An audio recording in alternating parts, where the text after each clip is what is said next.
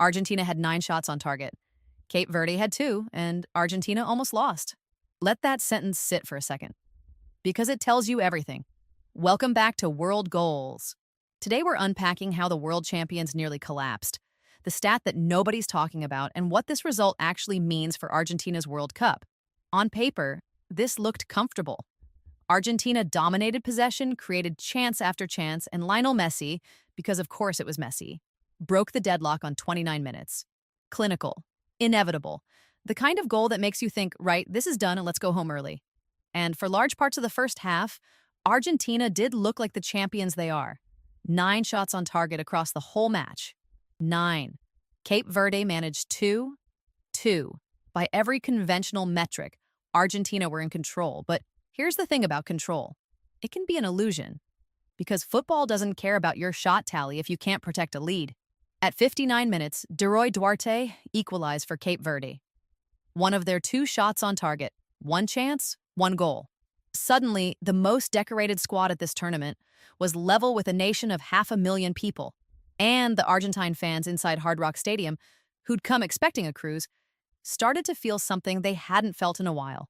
Doubt. But the real drama? Nobody had any idea what was still coming.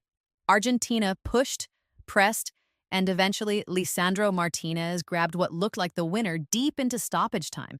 The 93rd minute. The celebration told you everything. Relief.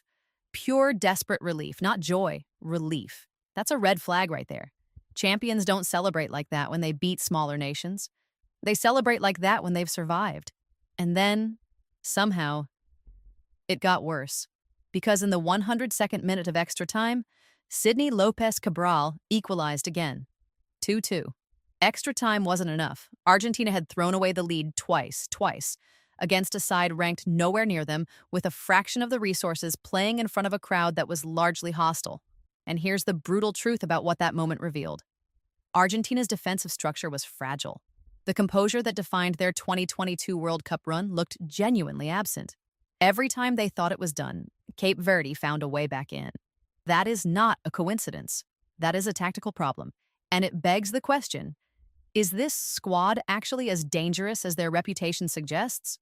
Hold that thought, because the final act changes everything, and not in the way you'd expect. Cristian Romero scored in the 111th minute. Argentina won 3-2. They survive. They go through. And already the hot take is forming. Argentina showed character, showed resilience. That's what champions do. And look, winning ugly is still winning, but let's not dress this up. 9 shots on target against 2. And Argentina needed 111 minutes to put away a side they should have dispatched in 90 comfortable ones.